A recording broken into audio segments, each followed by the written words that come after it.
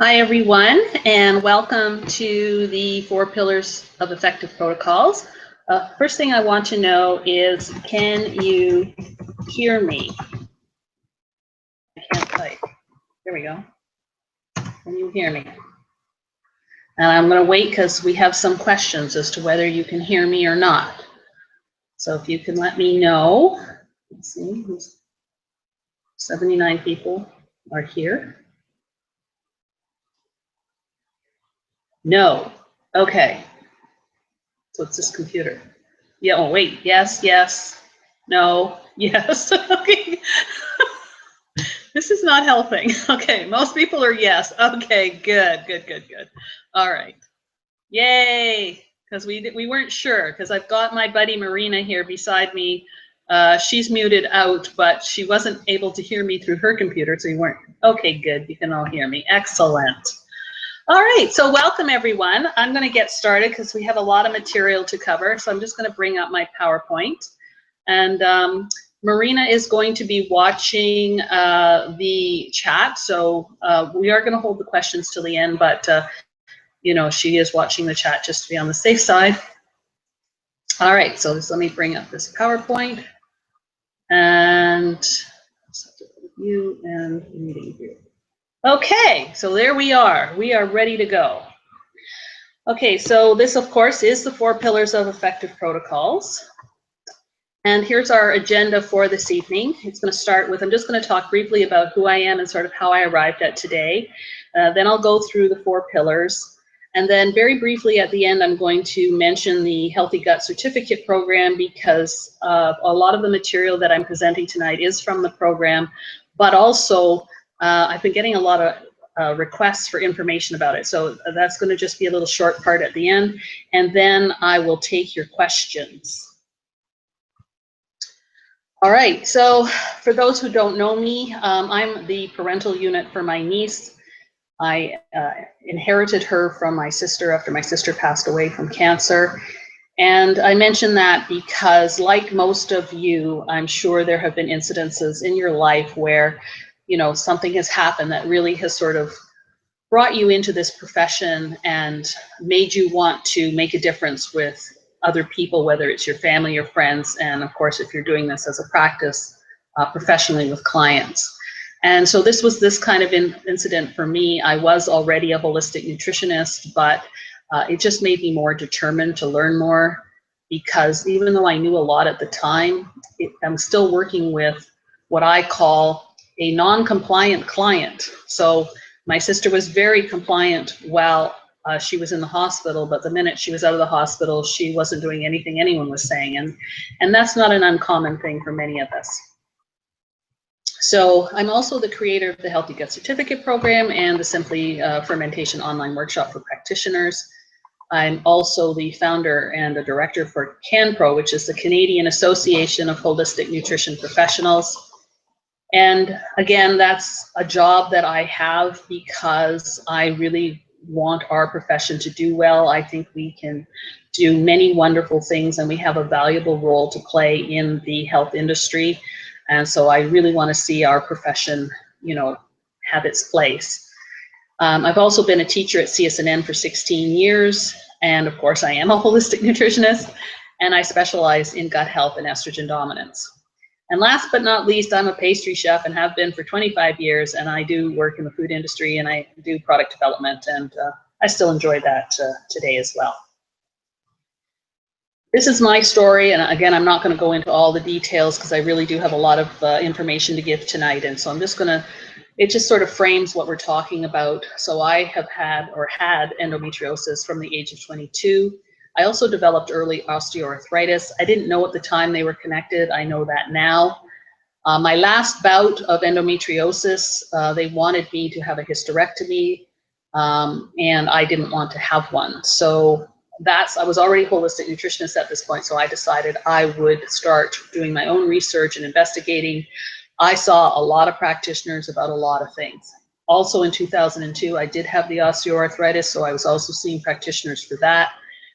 And it was quite an adventure, not always positive. I did learn some good things. And finally, I met an OBGYN named Dr. Joel Evans. I went to actually a seminar that he was hosting. It was a lovely 6-hour seminar all on estrogen dominance. And he's the one who introduced me to the concept that there was a connection between gut health and as endometriosis and other estrogen dominant conditions, and that basically saved me. It gave me the piece of the puzzle that I was missing, and I knew what to do because I was a holistic nutritionist to fix myself. So this has really inspired me to help others as I've been helped. But more importantly, what this all means is, you know, I have been the client who has seen many practitioners, and I am the client that many of you would not like to have. Not all the time. So I am the client who makes an appointment, sees you once, and you never see me again. I'm the client who makes an appointment and then calls and cancels. And I'm the client who does not comply. Not with all practitioners. I was a good girl some of the time. But basically, I really understand things from the client perspective because I've been one. I've also been the practitioner who's had the good experiences and the bad experiences with clients, so I understand that side of it as well. And what I know to be true is that being a practitioner is an ongoing process of, you know, refining your techniques to help clients. So you're always going to be changing protocols. You're always going to be learning more about how to talk more effectively with them.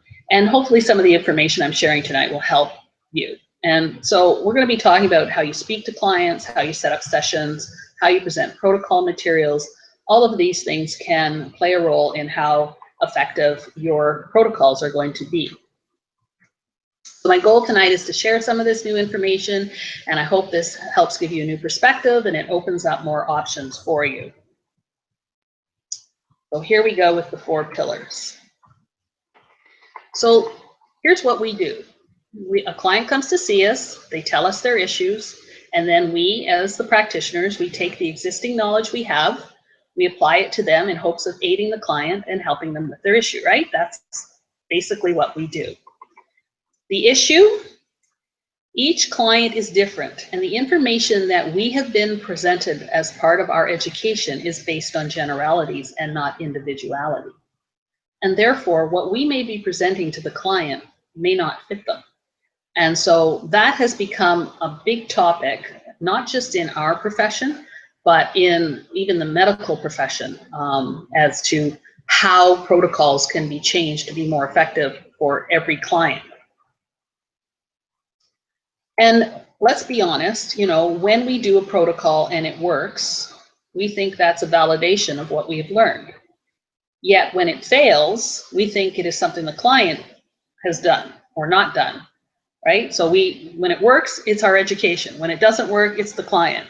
And the truth is, it's more than likely, it's the education just didn't fit this client, and that might be why it fails. So the truth is that any protocol will help some of the people some of the time. There's actually a statistic about this that they have done with different types of diets. And it doesn't matter if we're talking diet plans for weight loss or we're talking paleo or vegan, like any type of diet where you're being told to eat a certain way, it will help 30% of the people. That's a statistic. So, you know, it doesn't matter, you know, what your protocol is. If you have enough people, you're going to be helping some of them. So we just need to adjust a bit how we see our role, because that can help us, you know, sort of wrap our heads around this sort of whole protocol thing.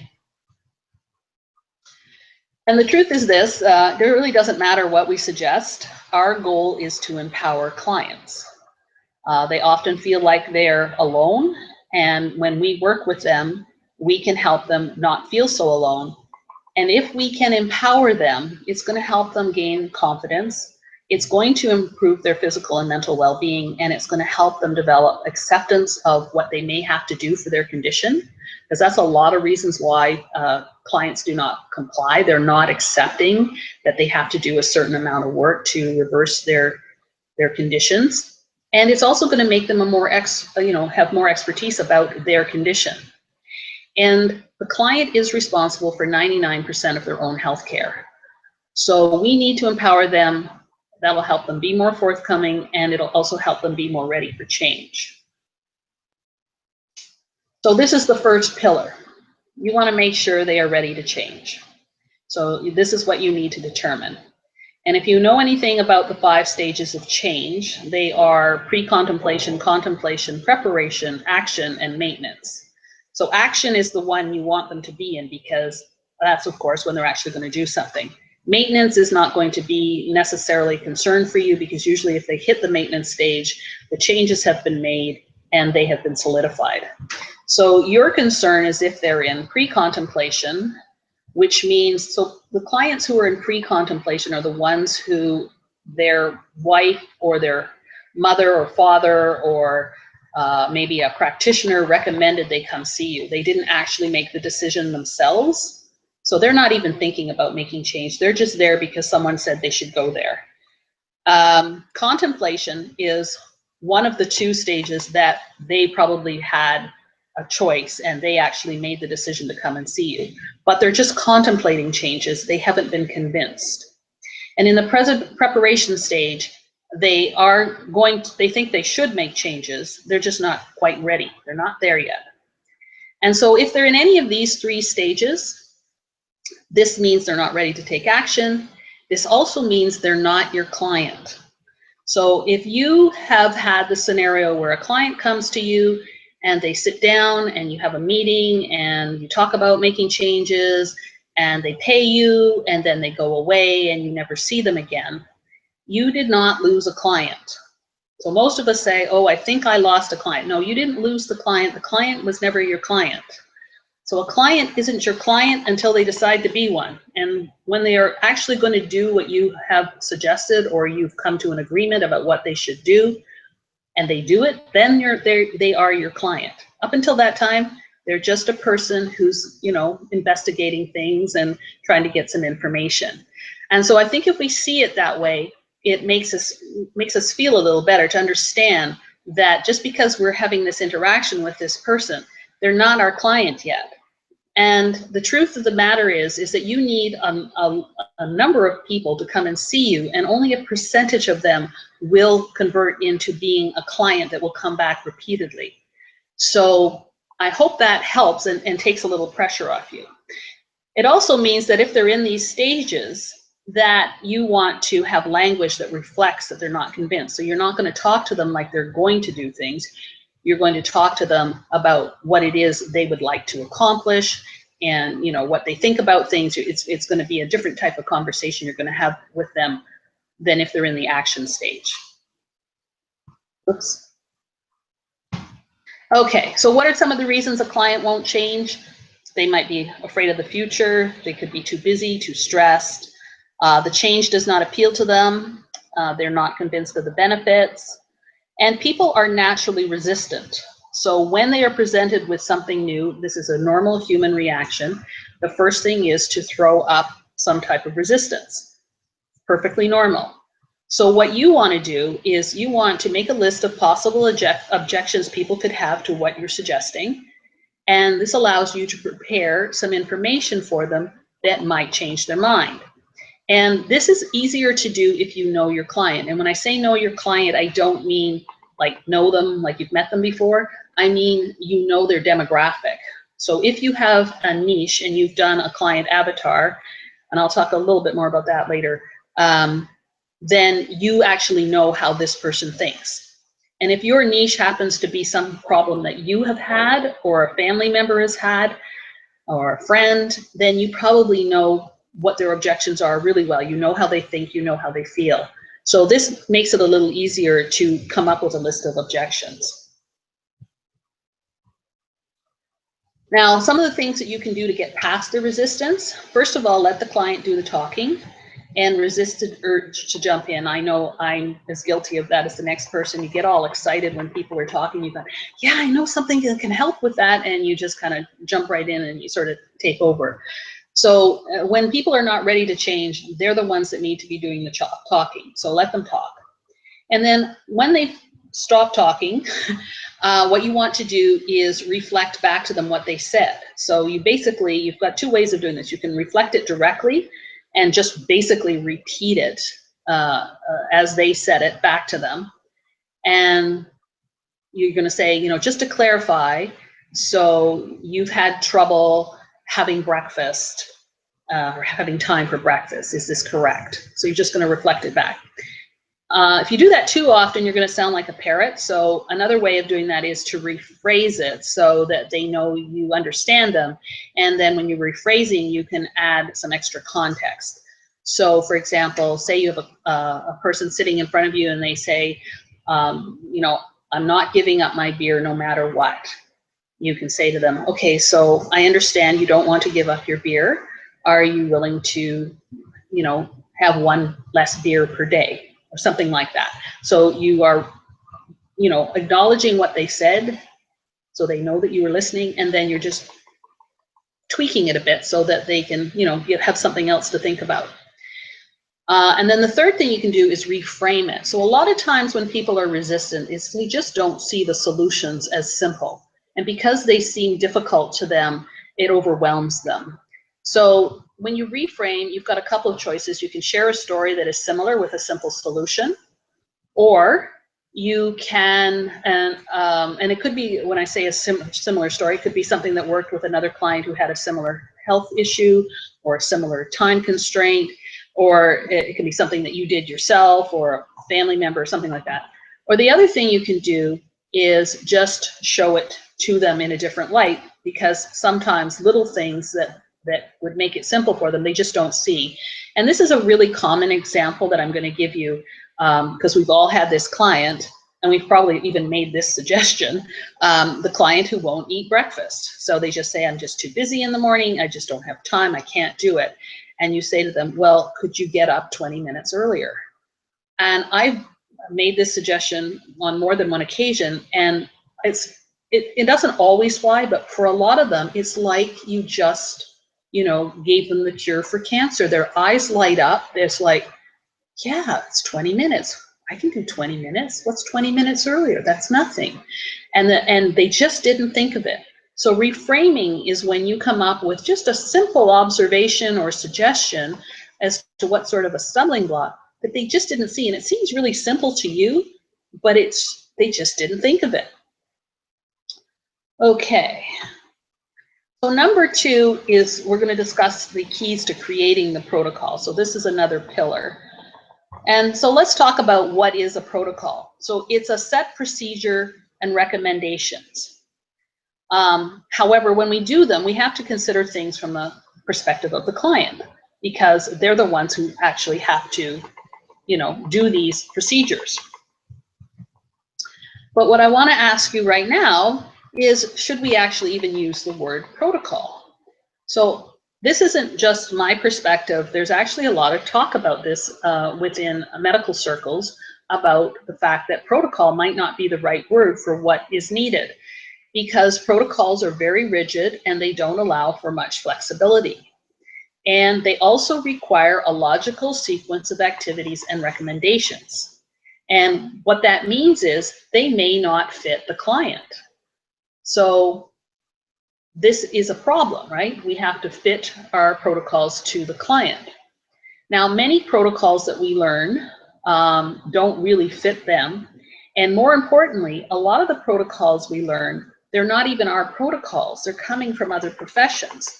And I was at a microbiome conference in October, and I'm listening to all these doctors talk about, you know, what they do for the gut with regard to autism and Alzheimer's and these different conditions. And they didn't know a thing about food. Yeah, they mentioned food. They'd say the word fermented food. They'd say, you know, prebiotics. They said the words, but they didn't actually make these kinds of recommendations to their clients in any way, shape, or form. And so I'm sitting there listening to protocol recommendations which have, you know, some techniques that aren't even available for us to do, supplements that are out of our scope of practice, and no suggestions about food. And I have to try to take this information they're presenting and turn this into something that we can use. So protocols are not necessarily the best thing that we want. So what's being suggested right now is that we call it guidelines. So guidelines is a better word for this because it allows for variation and flexibility. And with guidelines, you can provide a framework for discussion between client and practitioner.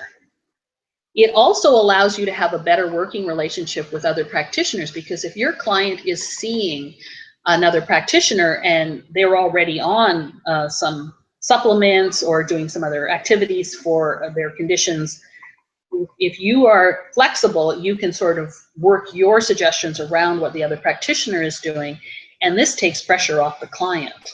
And that's what you want. You always want to take pressure off the client so that it makes it easier for them to do and work with you. So just think about that. Would you describe what you do with clients as protocols or guidelines? I have a feeling that for many of us, a lot of what we do really does fall under the category of guidelines and not protocols. And I would say probably the one exception is the candidiasis protocol, but I'm going to talk more about that later too. And just to give you an idea that, you know, there is some merit to all of what we're talking about here, and, you know, how we're working with the client and whether we should be using a set protocol or having something more flexible. This is a study, and there's been a number of different types of studies in different professions, but this one was with dietitians, and I thought that was appropriate since they were making food recommendations. So they had two focus groups. So one group were people who had only seen a dietitian once, and the other group had seen the dietitian 3 or more times. And then they interviewed both the clients and the dietitians to, you know, get their opinions and thoughts on things. And what they found was that the people who were given standard protocols just did not continue seeking treatment. And the people who saw the client or the dietitian 3 or more times had been given more of a flexible, if you want to call them guidelines or protocol to work with. So there was more collaboration between the dietitian and the client. And they also found that the people interviewed all said that they would appreciate an individualized approach, especially if it takes their needs and their cultural elements into consideration. So this gives us more leeway to sort of, you know, go away from standard protocols and be much more focused on what the client has to say, what their needs are, and what they might like to do. Now, are guidelines ever ineffective? Yes, they are. And this would be when the guidelines have been influenced by opinion and anecdotal information. It would also occur if the client's needs are not the priority within the guidelines, if there's not enough flexibility, if they involve misleading research, and if judgment has infiltrated the guidelines. So a really good example of that is weight loss programs, because the majority of them out there are still based on calorie in, calorie out. And so if the practitioner thinks that weight gain is due to overeating and lack of exercise, and that's what they base their guidelines on, they have all these great guidelines of how to not snack and, you know, how to limit your calories and how to get to extra exercise in, and yet this person has an underactive thyroid, or maybe their liver doesn't function optimally. These are things that can influence how well someone loses weight. And of course, the latest research is all about how your gut bacteria can interfere with whether or not you lose weight. And I'm sure that's not good news to a lot of people, but this is what they have found, that there's certain composition of bacteria that helps you lose weight, and there's a certain composition of bacteria that makes you keep the weight on you. And then, of course, the other ineffectiveness for a guideline would be if it doesn't take into consideration the client who has to follow the guidelines. So when you're creating a protocol, and I'm going to continue calling them protocol, even though there probably should be guidelines, and we should call them guidelines, but I'm going to keep calling it a protocol for now. You have to think of this as a creative endeavor. So just like if you were sitting down to write a book or paint a painting, you have to be in a creative frame of mind. So when you write your protocols, and I'm talking about, these are going to be the guidelines that you use when you see a client, and some of these materials will be, for example, different food lists or information lists that you might want to give out on a regular basis, but maybe you'll be able to adapt them a little bit for each client as you need to. This saves you time. We don't want to not have materials that we can hand clients, because then it becomes a very time-consuming process. So when you're creating these types of materials, you want to be very creative because you want to think outside the box so that you can build this flexibility into it. And so before you create, you want to be in the right kind of framework for your, so you want to pick the right time of day. Most of us have a creative time. Mine's from 11 p.m. to 11 p.m. to 1 a.m. So I don't know why that is my time, and that's a very common time, but it could be a different time for everybody. You want to make sure you're well rested. You might want to eat a light snack before you start, because if you're hungry, it'll just disrupt your thinking. You don't want to be too full either, because that can make you sleepy.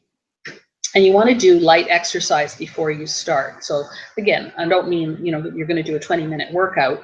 Maybe you just walk up and down the stairs a couple of times. Just something that just gets the juices going. Maybe you're going to do some stretching or some deep breathing or something like that. You want to make sure there aren't any interruptions. And you really want to make sure you're in a positive mind frame, because that's going to allow the ideas to flow. This positive mind frame is also really important when you think about interviewing the client. So as part of your protocol, you want to think of ways that you can encourage the client to be forthcoming. And one of the ways a client will be most forthcoming is if they feel good in sort of their attitude. And you don't know how they're walking in the door. They could be having a bad day. They could be feeling poorly because of their health issues. They could just be grumpy because they're stressed. You never know who's walking in. So you want to get them into a positive mind frame, and you want to make this part of, ongoing thing that you do as part of your protocol. And so you want to ask them what is going right in their life. So, you don't ask them how they are. You just say, so what's happening that's really good right now? Or maybe you can ask them what they're grateful for. And you want to let them talk, because if they are talking, you'll pick up cues that will help you understand what's motivating them. And if that all fails, you can always offer them a light, tasty snack, because food does put people in a good mood. If they seem anxious, either when they arrive or even during the session, you might want to do a breathing exercise with them to help them calm down. And this lets them know that if you do a breathing exercise with them, that means you've come across anxiousness before.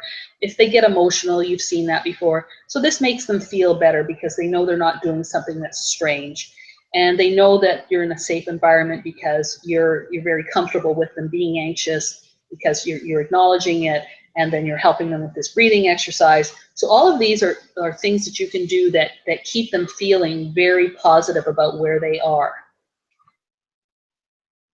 Now, when you are preparing material, why does that go backwards? Sorry, go this way, thank you.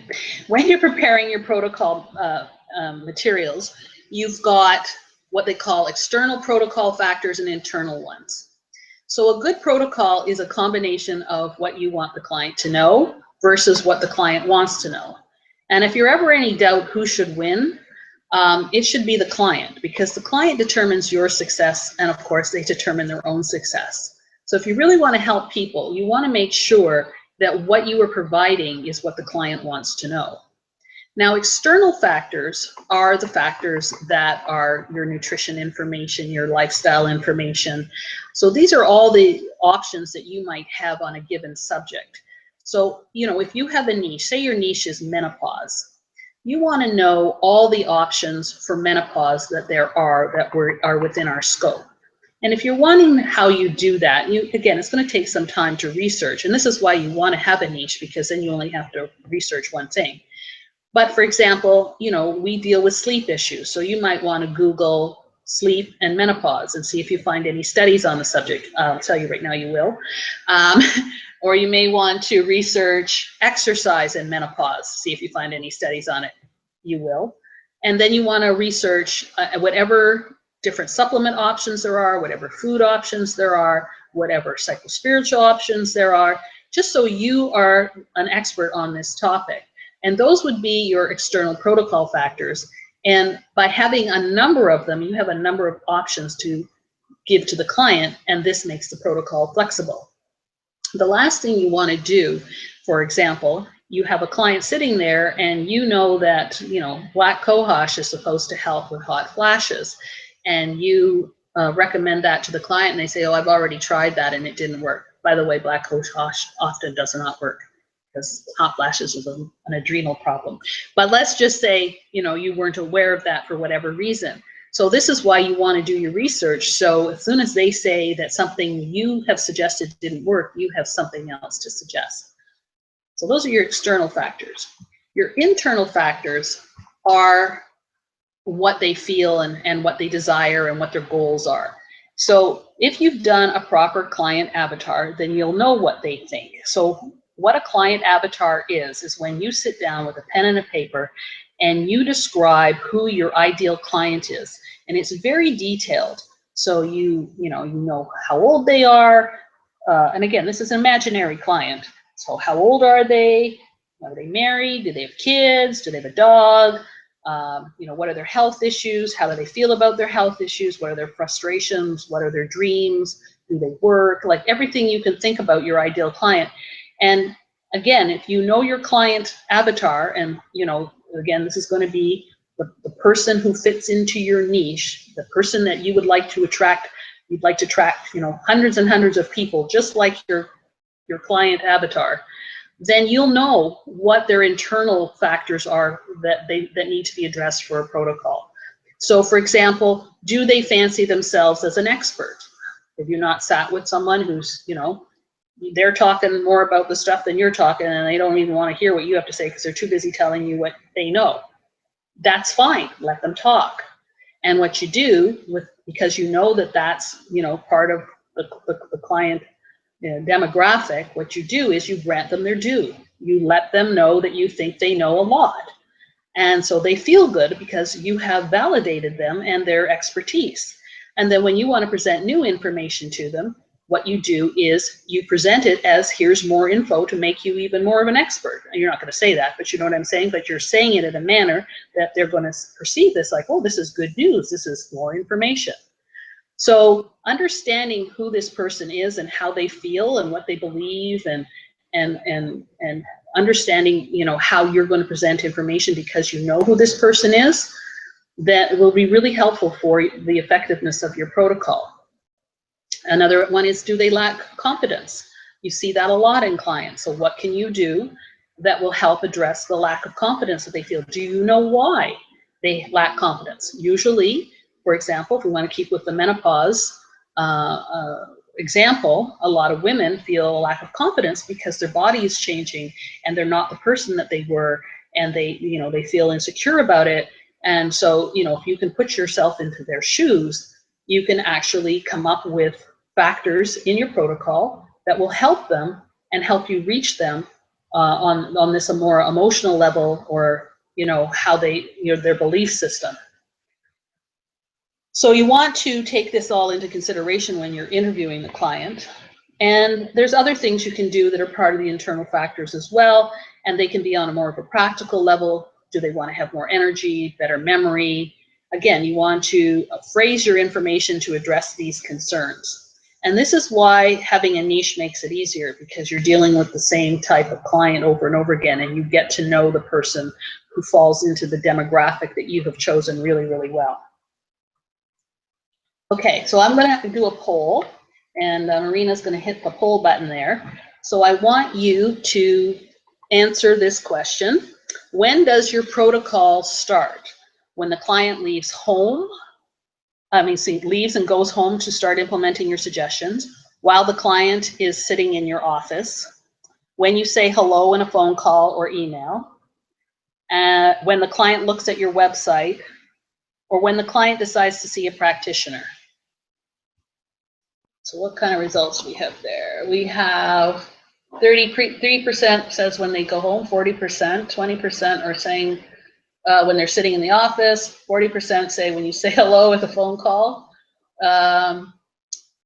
0 saying when they go to see a practitioner. Okay, so we've got you know, a fair range there. All right. Well, the answer is, as soon as the client sees your website, or you answer the phone, or you answer an email, that is when your protocol officially starts. So have you ever contacted a practitioner, made an appointment, and then you have a feeling you've made a mistake. Well, I certainly have done it myself. It's because there's something, you had one idea of why you wanted to see this practitioner, what it's going to do for you, and then by the time you're finished the phone call or you've read the email, there's just something about it that doesn't sit right with you. And so the protocol officially started, and it looks like in this scenario it's going to end very quickly. And even your website can play this role as well, where maybe somebody has recommended you and then they go to your website, but they don't really see what they're looking for on your website. And so you need to understand, in today's world, 85 to 90% of people look up a practitioner on the internet before they decide to see them. So even your website is technically part of your protocol. So again, if you have a client avatar and if you have a niche market that you are trying to reach, your website should be addressing their concerns in the materials that are on the website, so that when they read the material on your website, they read themselves. They can see themselves on the website, and they understand that you understand how they feel with what their issue is, whether it's menopause or weight loss or estrogen dominance or Alzheimer's or family members with Alzheimer's, whatever it is. They see your website and they're immediately engaged with you because you have put information on there that reaches them. You have to do the same thing when you're not going to do it in so much detail on a phone call or an email, but they need to understand that you understand them. And so your emails can't be too businesslike and abrupt. They can't be too personal either, but they can't be too businesslike and abrupt. And the same with the phone call. And if you're working in a clinic and somebody else is answering the phone, hopefully the person who's answering the phone is very empathetic. And a lot of times when I've called clinics, I've found the people to answer the phone to be quite nice, and it makes you feel good. And first impressions are important. It takes about 1/10 of a second for someone to form an impression of from your face. And by the way, one of the key attributes they decide from this first impression is trustworthiness. So it's really important to be genuine. And again, if you can empathize with them, if you know this demographic that you're working with, it's a lot easier to be genuine when you don't, than in the circumstance when you don't know really what they're experiencing. Okay, so why is this all part of a protocol? Well, the fact is that the healing process for the client begins as soon as the client decides to see a practitioner. And when I say this, I mean they made the decision, not the spouse made the decision or another practitioner sent them somewhere. When they've actually decided that, okay, I'm going to do something about my health issue, they haven't really, I'm not saying they're ready to change yet, but they've at least decided to seek out some information. Because what this does is it creates a positive thought in their head, and taking positive steps is going to change just how the whole mind works for the client, because it's going to start the production of certain chemicals in the brain, and those chemicals can be part of the healing process. So positive thinking stimulates healing in the body. The truth of the matter is we have a natural negative bias, and this is actually part of our fight or flight response. So we no longer fear lions, tigers, and bears, but we still, as part of our stress mechanism and being in fight or flight, are looking for negative things. They just don't happen to be animals anymore. They happen to be, a guy cutting them off in traffic, or something going wrong when you're planning, a big date, or we just have this negative bias. So it's very natural for us to be a little on the negative side and look for the bad instead of the good. It's a protective mechanism. So we need to start thinking of negative that way, that it's not unnatural, but on the other hand, it's also not good for us. So we need to be able to counter that with positive thinking. And it takes 3 positive thoughts to counter a bad one. So you have to work a lot harder to be positive, and it's a lot easier to be negative. And so when you make the decision to see a practitioner, it comes with numerous positive thoughts, because if you make the appointment on Monday and you don't see them until a week Wednesday, for the next 10 days, you're going to be thinking, you know what, yeah, I'm stiff and I'm achy and I don't feel very well, but I'm going to go see that practitioner. So I've done something. I'm doing something. So things are going to change. You have that hope. So it's a very positive thing to make the decision to see a practitioner. And it is part of the protocol to a degree, but on the client side, not so much on your side.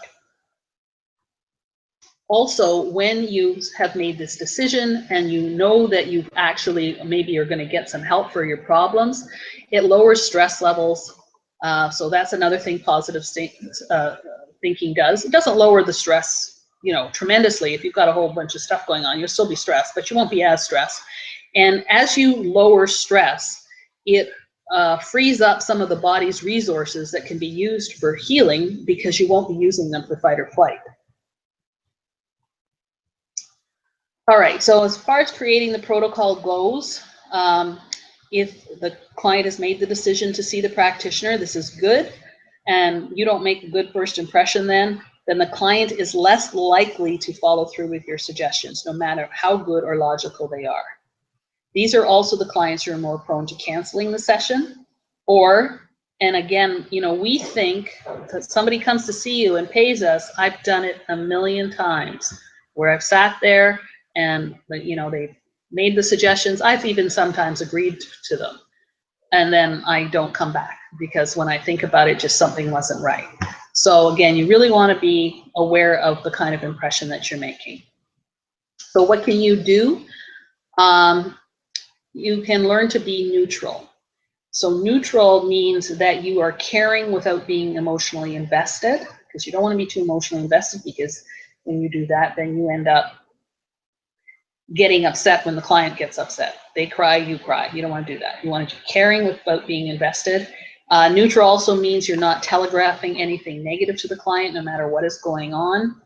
You want to leave your problems at the door. And I know that's hard to say, but you sort of have to develop an attitude that when you walk through your office door or wherever you're meeting the client, the rest of the world does not exist for that hour or hour and a half or whatever it is you're seeing the client. If you can learn to do this, first of all, and if you know anything about mindfulness, this is what mindfulness teaches you, is how to be present in the moment. And if you can be present in the moment, then it is strictly about you and the client, and it helps you be very, very neutral, and you're not telegraphing anything that they can pick up on that might not sit right with them. Also, you need to not make assumptions about what the client wants or is ready to do. You have to let them tell you. All right, so the number 3 pillar is counseling and communication. So first and foremost, you are a salesperson, and I know a lot of people have a problem with that because it sounds, I don't know, not as holistic as we might like. However, when you see the definitions of selling, these are 2 definitions: giving something in exchange for money and persuading someone the merits of something. That's exactly what we do. So it is selling. What you need to know is how people buy. So we buy emotionally. And once we've bought emotionally, we justify our choices with intellectual reasons. So normally we make up our mind to buy very quickly. So if you think of buying as them doing your protocol or working with you, that's what you are wanting them to do. So they're going to make this decision based on emotions. So if you want to do that, then you have to relay the info to them on an emotional level. And that means actually telling them, you know, how it's going to make them feel when things start to correct themselves in the body, what more abilities they may get back, or what they're trying to work towards. I mean, you can't make any promises, but you can certainly tell them what the goal could be as to how they could feel. And so you talk to them, and again, if you've let them talk and they let you know what really bothers them, then a lot of times you'll know what it is they would like to achieve. And so you can talk to them on this level. And then once you've talked them on an emotional level, make sure you provide the intellectual reasons afterwards, because a lot of times what people do is they make this emotional decision to buy, and if they don't have a really good intellectual reason when they're second guessing themselves, they can talk themselves right out of it. So you know, an intellectual reason can be because of, say they bought a package from you, they saved some money. That's an intellectual reason. You know, another intellectual reason might be if they're wanting to lose weight, that they, you know, it's going to be better for their health. An emotional reason is they're going to have more confidence, they're going to look better, they're going to feel better about themselves. Those are all emotional reasons why people want to lose weight. But an intellectual reason is that they're going to be healthier.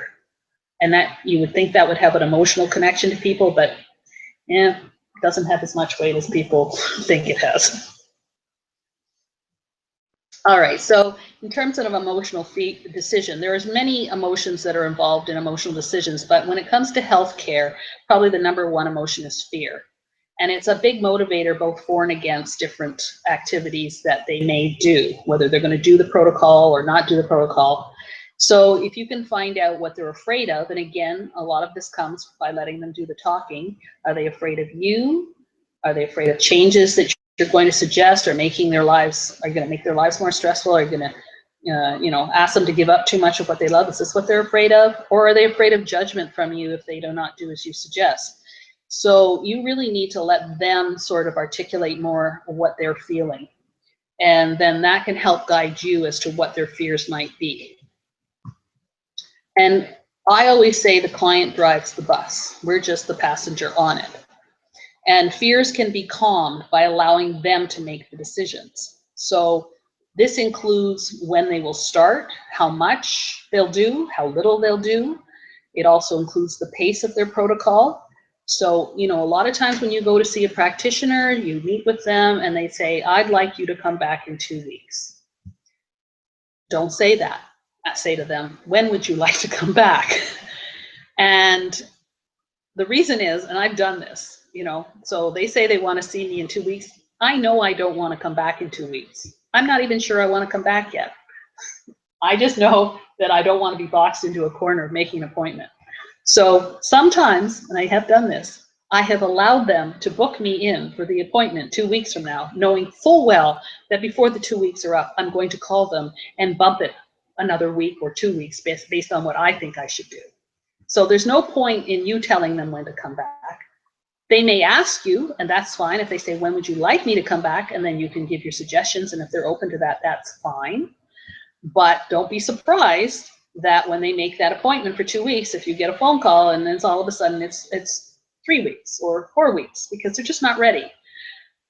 So they determine the pace. They should also determine what foods they will try, right? So you're going to give them a list of different foods that they may want to, you know, incorporate into their diet. They can pick, and they can also pick how the changes can be implemented. And by doing this, you're giving them control. And remember that when you have health issues, all people feel out of control. They feel their body has betrayed them, and they don't feel very comfortable. So if you give them control of their protocol, you're making this very empowering for them. And you're more likely to have them understand they're working with you in a collaboration, and they're more likely to come back, and they're more likely to follow through. And then our fourth one is a more practical pillar. And it's, I've got 2 areas here that I think should be part of every protocol. So I have this, what I call platform for physical healing. And so this is sort of like the basis that you then you build all your protocols from. So there's certain things you do with every client that are part of their protocol from a physical point of view. If you want to call, like, for example, the steps to good digestion could be an example of something like that. But these 2 areas that I've focused on, I think, should be the basis of everything. And then say if somebody had heart disease, so you would do these 2 as part of the protocol, and then you would add some heart disease specific things to their protocol as part of working with somebody who's trying to deal with heart disease. So they are gut health and lifestyle, and they may seem like 2 strange things, but they're not. So by lifestyle, I mean exercise, stress management, emotional work. And I'm not saying you're doing these things because you're qualified to do them. I'm saying that you're bringing them up as something they need to address. So if you have some specialty in these things, then you can do that work with them, or you can point them in a direction that, you know, helps them understand that this is important. And gut health, of course, would be the other thing. And the reason I put the two of them together is because they're connected and they affect each other. And what I have found is when you have two areas like this, and it's not all about giving up food they love, they become more open and it starts to take the pressure off. And if the pressure is off, they're more flexible, they're not as resistant to you, and they really do start to respond. And I don't know what it is about gut health, but people get it. They really, really get it. When you tell somebody that it's something to do with their gut, a lot of times intuitively they knew it and nobody confirmed it for them. And other times it's like, oh, okay, now some pieces are starting to fall into place, especially if you get to tell them, you know, some of the things that can affect it. And we know that it's going to take time for them to make substantial changes in their diet. So you do want to have other areas that you're focused on just other than just making food changes. And this is something I want to bring up. You know, anyone can pull a food out, but the question is, should we be doing so? Are we misleading the client? And if we're not going to pull out a bunch of foods, what are we going to do? I'm just going to tell a short story here of a client that I had that I put on a candidiasis protocol. And they were on this, they were so good. And they were on this protocol for a number of months and it wasn't helping. And it was extremely frustrating for me because I've probably done candidiasis protocol more than anything else. And this is back in the day, this is before I knew what I know about the gut. And I was doing a basic standard protocol where a lot of foods were pulled out. And I just didn't understand why it wasn't helping her. And I felt very guilty. I felt very bad for her. And fast forward a few years, and I know a little bit more about gut health, and I now know that what I took out of her diet were foods that would have helped her gut. So, you know, if people don't have a problem with a food, it shouldn't come out. So she didn't have a problem with wheat, and I took it out. Wheat is full of resistant starch, which helps feed the bifidobacteria in the colon. She didn't have a problem with dairy. I took it out. The lactose in dairy helps feed gut bacteria. Fruit, it's full of, a lot of the fruits are prebiotic. Great for feeding her gut and building up her good bacteria. So all the things that would have helped her from a food perspective, and of course there were no fermented foods because in those days, believe it or not, when I was taught to do a candidiasis protocol, we were taught no fermented foods. I know that's kind of the difference between then and 2016. And again, those would have also been very, very helpful for her. So, you know, it was the protocol that was to blame, not the client. She was a good client. She was very, very compliant, and she did whatever was asked, and she worked very hard. And I just felt terrible. So we really need to think a lot before we pull foods out. And we may not know what we think we know. And I always like quoting this particular study.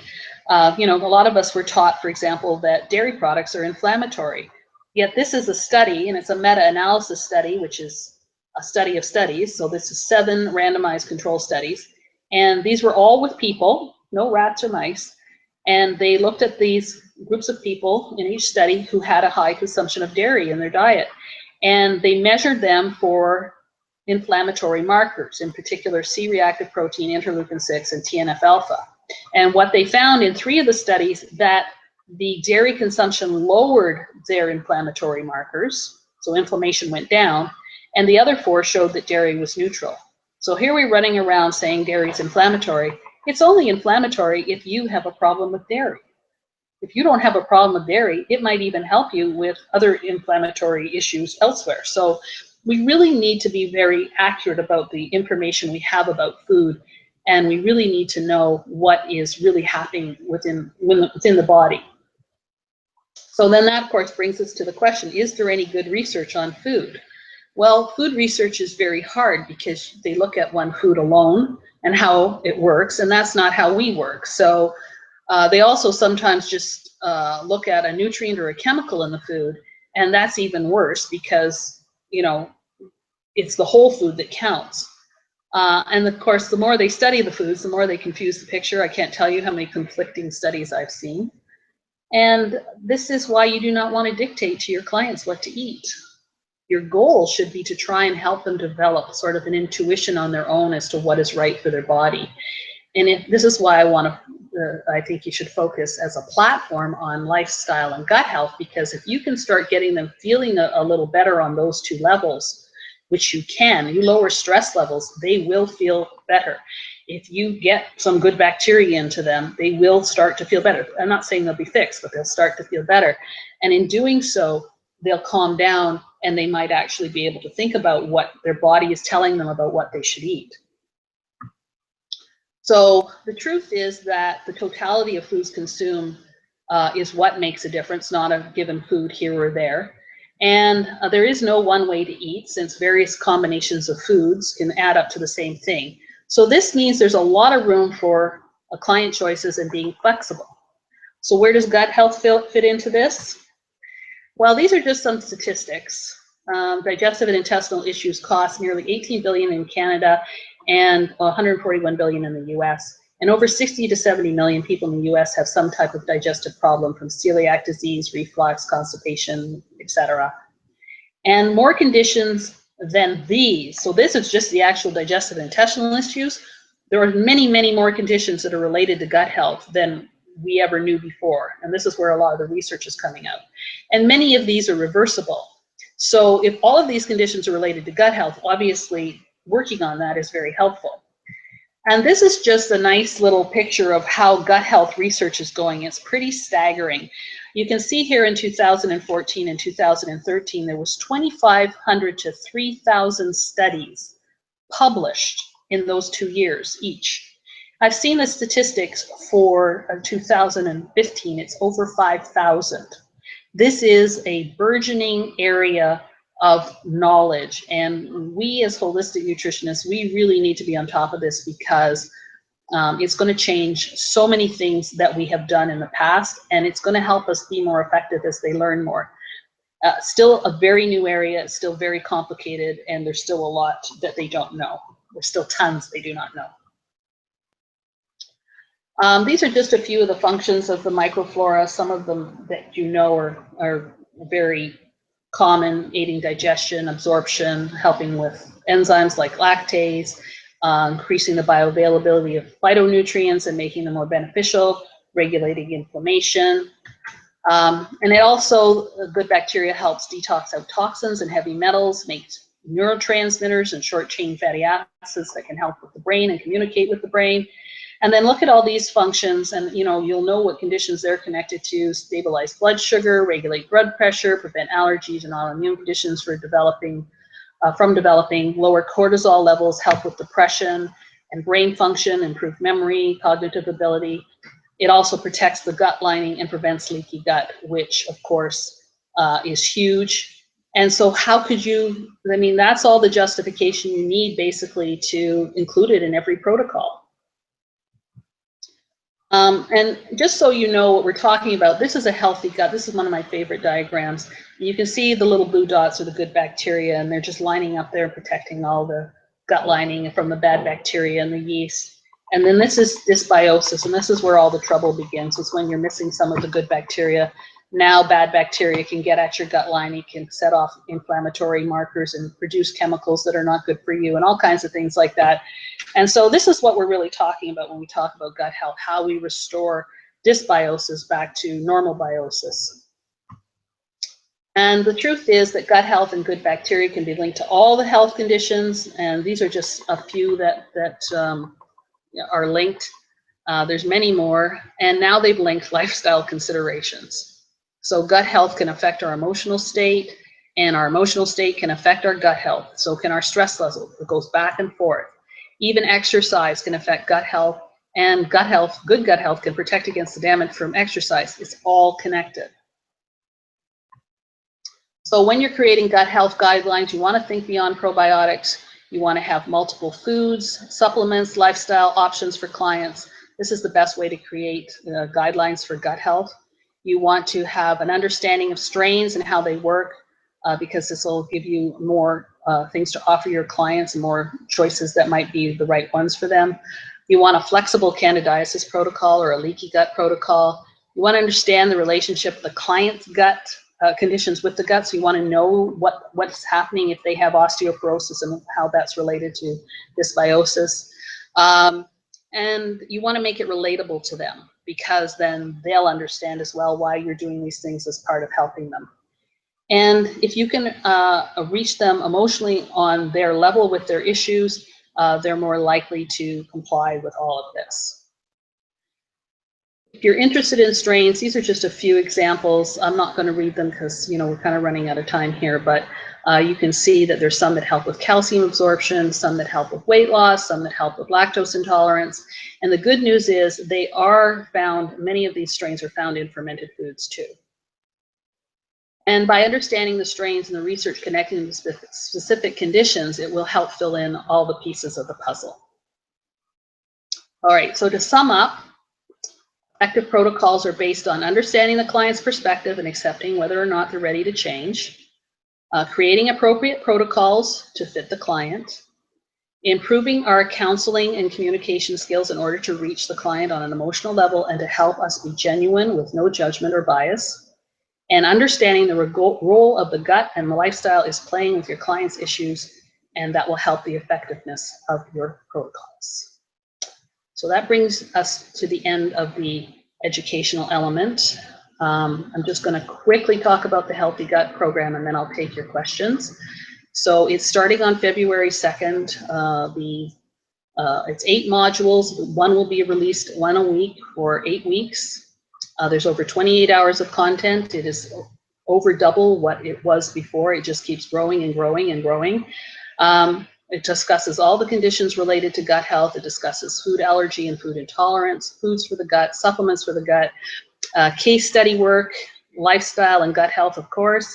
I also include business considerations and marketing information in one of the modules, because I think that's very important that we always stay focused on the fact that, you know, we need to be good business people and attract clients, because this is the way we're going to help them. And so I like to talk about how you can take this information and help it grow your practice. And this is, the whole Healthy Gut program is set up to be a permanent resource. It's constantly updated, and it helps you stay up to date so that you don't have to worry about, you know, what's going on. You'll be given the information as it comes out. And it also includes a new assessment form and symptomatology form. There's a strains chart linking it to different health conditions, what strains help with different conditions, plus a whole bunch of info about strains. There's a new candidiasis dysbiosis protocol and ebook, a leaky gut protocol and ebook, menu plans for all the diet styles, references, recipes, transcripts. There's a quiz for each module so that you can earn the certificate. There's a lot of other tools and templates. We have a nice active Facebook community page, so you can post things there that you find or ask questions. You know, we've had people who are in our community that are, you know, put stuff up about their clients that they're having issues with and look for suggestions from their colleagues. Plus, I'm offering some bonuses. So there's 2 live webinars coming up, because I like to have some live elements in with the recorded elements. So on February 21st, there's one on the role of stress in the gut, and on March 6th, there's one on estrogen dominance in the role of the gut. And if you're wondering what days of the week those are Sundays. So they're at 12 p.m. Eastern Standard Time and 9 p.m. Pacific Standard Time. I thought that might be a good time for everybody. I hope it is. Bonus number 2, so when you sign up, if you sign up, the first thing that you get is the access to the introduction page, because module 1 will not be ready till, obviously, released until February 2nd. And I have a 2 webinar series called The Healing Effect of the Practitioner, and it talks about how you create a healing environment as a practitioner, and, you know, what kind of things you can do in the actual physical environment of your office or your clinic or where you're meeting with people to help with this, create this healing effect that a practitioner can have. And then I have one more bonus. For the first 25 people who sign up for the Healthy Gut Certificate Program, a half-an-hour one-on-one session with me, and you can access it anytime, 6 months from now, next week, you know, whenever you want, and it can be on anything you want. It can be on business, it can be on the gut, it can be on your cases, doesn't matter, whatever you want, it's fine by me. I have been doing this for a while now. The group that we have in our Healthy Gut community has been absolutely amazing. I've never worked so hard on anything in my life. I've never enjoyed anything as much in my life. It has been a true pleasure to work with all of these people that have been part of the Healthy Gut community. It's just been an amazing experience. And so I just wanted to share all of that with you because, you know, it's really gratifying to be able to present information to people and have it received so positively. Okay, so here's the price in case anyone wants to know. It's $597, and or you could do 4 easy pays for $177. The payments will be taken out every 2 weeks because obviously it has to be paid by the end of the 8 weeks. And the early bird ends on January 28th. So that's all I'm going to say about that.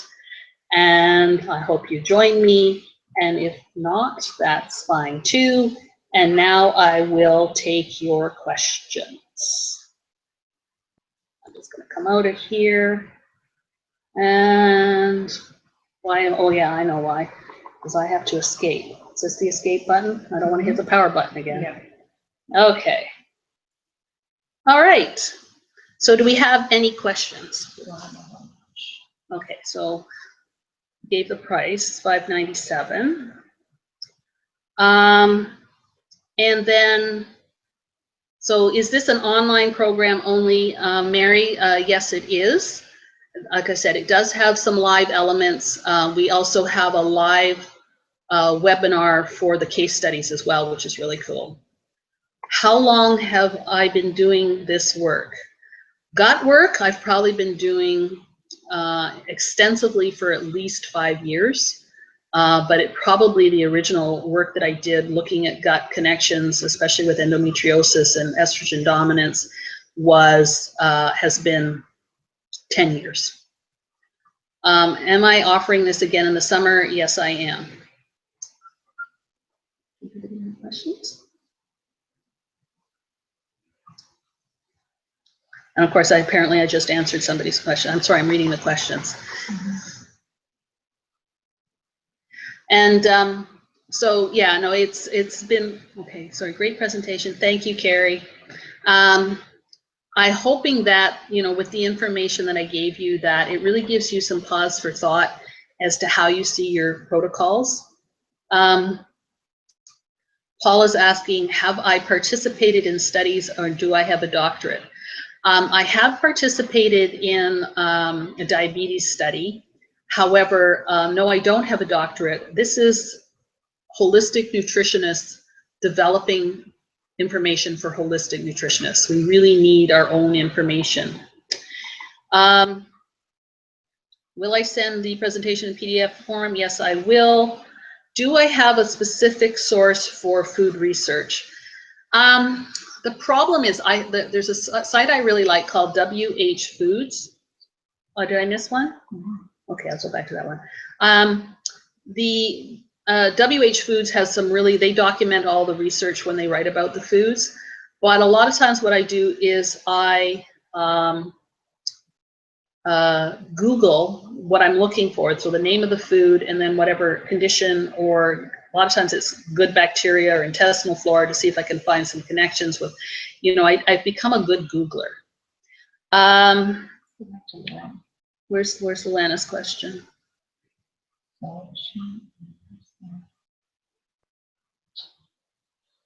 She wants to know if she should do it after she graduates, or she can do it now. Luana, you can do it now. I have a lot of students who are doing it right now if they find it helps them with their case studies.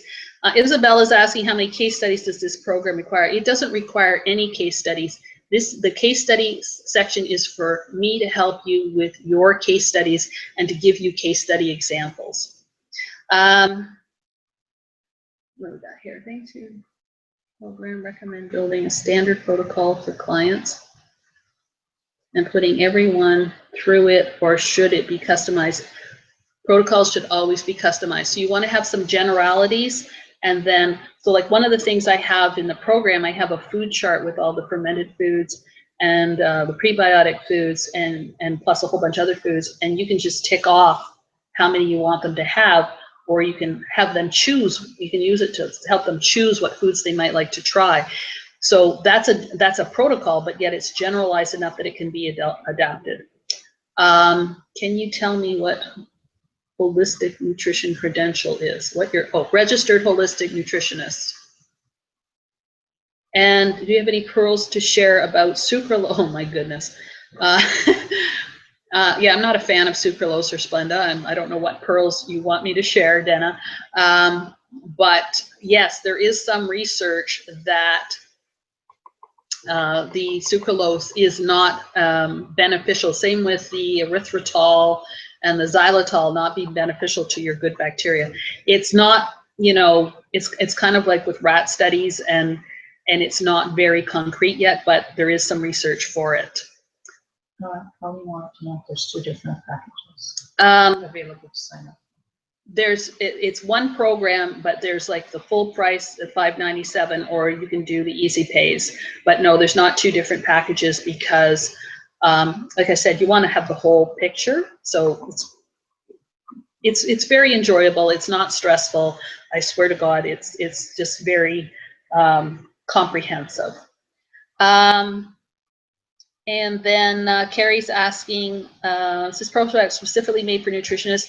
No, it would work really well with health coaches as well. So anyone who is trying to help clients, either with better lifestyle or better food choices, help them with any of their health issues, they need to have gut health information. So it would be very beneficial for health coaches too.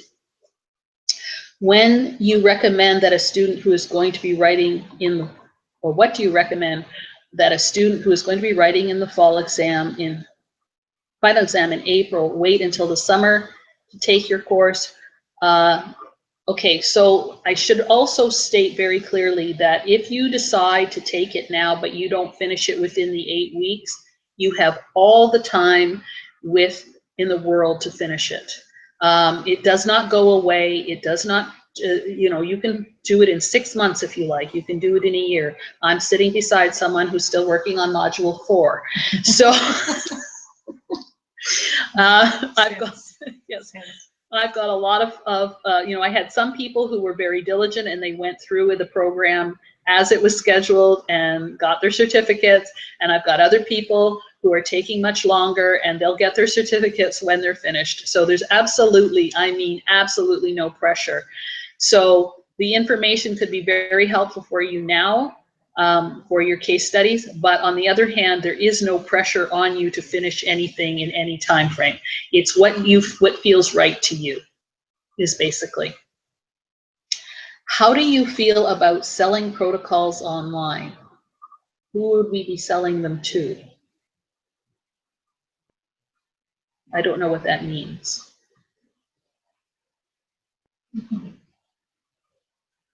What does that mean? Yeah, we can. Can I have some clarification, Nicole, please? I'm not sure what you mean there. Antonetta's asking, are the lessons taught at a specific time of day, or can you access them? No, you can access them any time that is convenient to you. So they're released on a given day. Every Tuesday of the week, they're released. And once they're released, they're yours to look at whenever you like. Is the info applicable to children? Absolutely. Absolutely. There's a whole section on mothers and babies and what they need to do so that the baby starts off in life, and it will explain a lot of the issues that we're having with children. This is a huge area for issues with children. So back to Nicole's question. So selling a protocol to a client online. Well, that's a business decision. I would make sure if it's a set protocol, that you're just, offering them some materials. Like a lot of people will do menu plans and they'll sell them. So a menu plan is somewhat like a protocol. So depending on what's in the protocol, it's okay to do it, but you want to make sure that they understand that this is just informational purposes, that you're not making any promises, because we can't do that. And you really want to make sure that you're not telling them anything that's not appropriate. So yes, you could do that, but you just have to be very careful. What is my favorite book about the gut? Oh my goodness. I don't think I have one. I'm not a book person. A lot of the book information gets dated very fast because of the way books are published. They're usually written 2 years before they're published. And so the way the information is going, it becomes very dated very fast. I prefer, like I said, looking at the research. I Google it all the time. I'm trying to think if there's a book that I like. Sure there is, but I can't think of one off the top of my head. I have never really relied on books for my information. Victoria is asking, could you possibly list some tests I can advise clients to ask their doctor in order to create better specific protocols concerning extreme intestinal issues, parasites, candidiasis, and sensitivities? Well, there isn't a test that a medical doctor will do for candidiasis, but there is 2 tests, and if you can maybe work with a naturopath or somebody in the alternative field, there's an IgG, not an IgG test, there's an antibody test for Candida if it's made its way into the blood, and there's also a poop test. But you'd have to work with a naturopath to get those. In terms of parasites, again, the parasite tests that the medical doctors do only test for active parasites. So the parasite has to be past the laying cycle. But it's still worthwhile doing, because if they have that, then they really, really have parasites. For sensitivities, I'm really in favor of the new IgG test that Canalt Labs is doing. It falls within our scope of practice because it's done with a pinprick, and the client can pinprick their own finger, and they have to use a certain, how many drops of blood is it? 10 drops of blood? So just a little bit. Just a little bit of blood. Yeah, it goes into a little tiny. And it goes into a little tiny tube, and you send it off, and it's more accurate than the ELISA test. And I think that would probably be the most effective one for sensitivities right now. Some MDs do it, but we can do it ourselves. So I think that's a great test. Yeah, a lot of them. And if you want more about that, CanPro did a special webinar on that. If you go to the CanPro website, go to trainings and click the drop-down menu and look for free webinars. It's the top one at the there. You just click on it and you can learn all about it. And again, we love it because there's no upfront cost to it. It's very easy for us to use.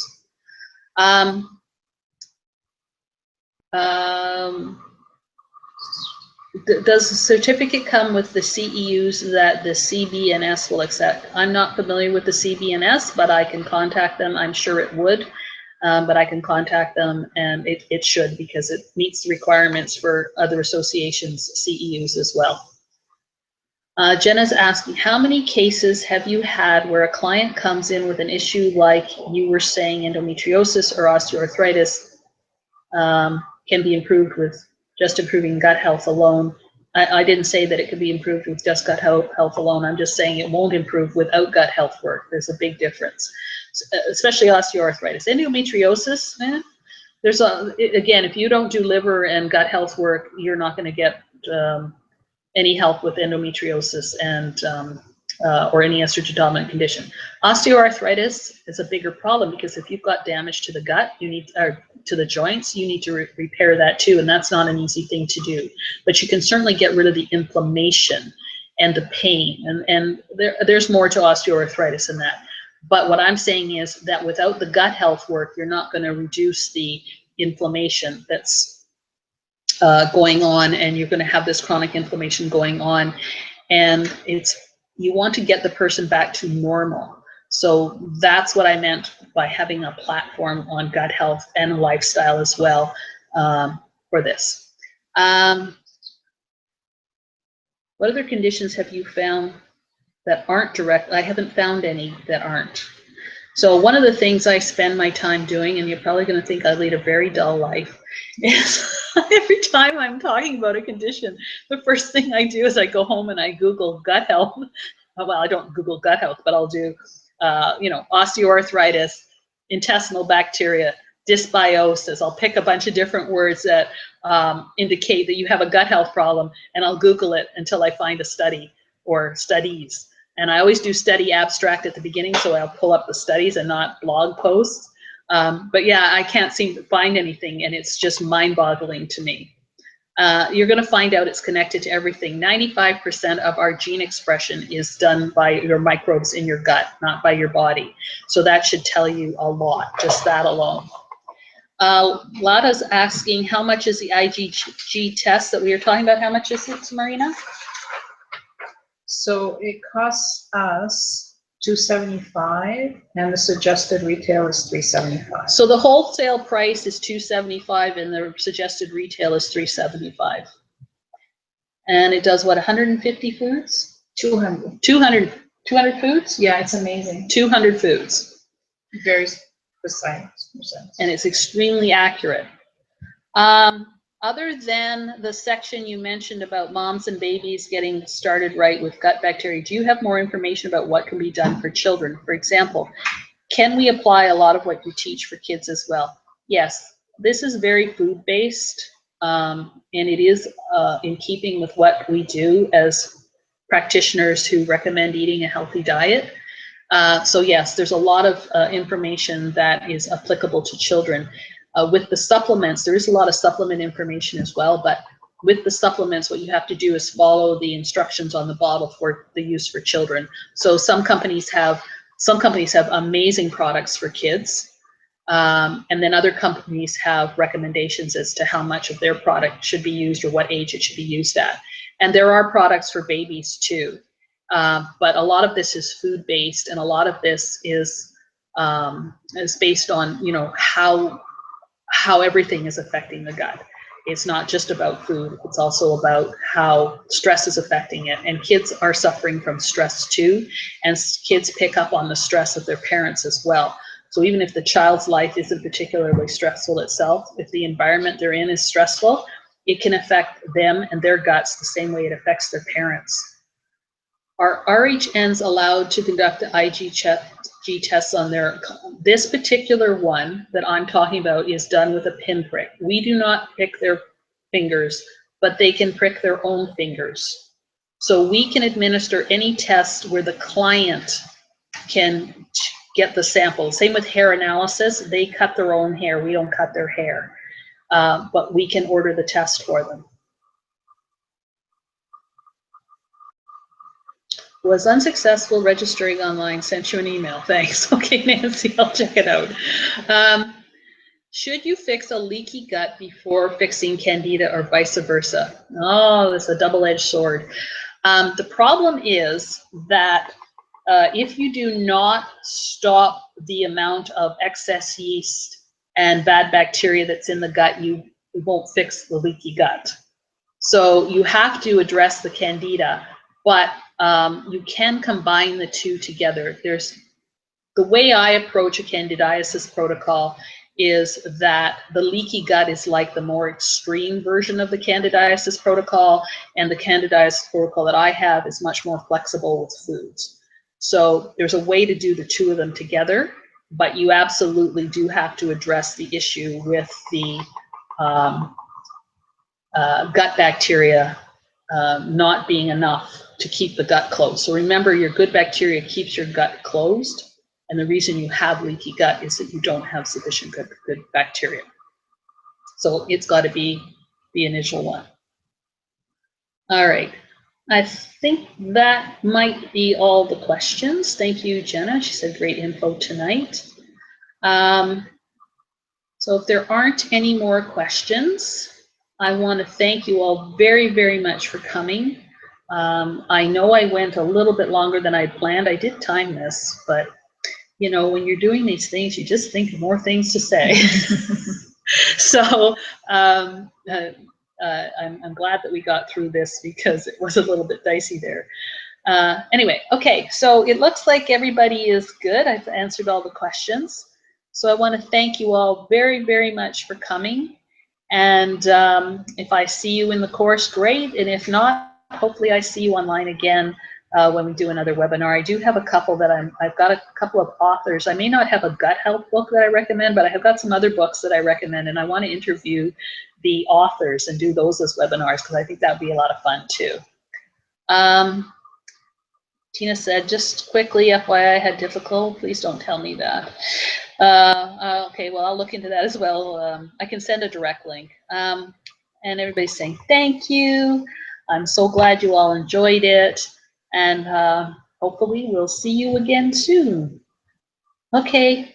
Good night, everyone, and have a lovely week.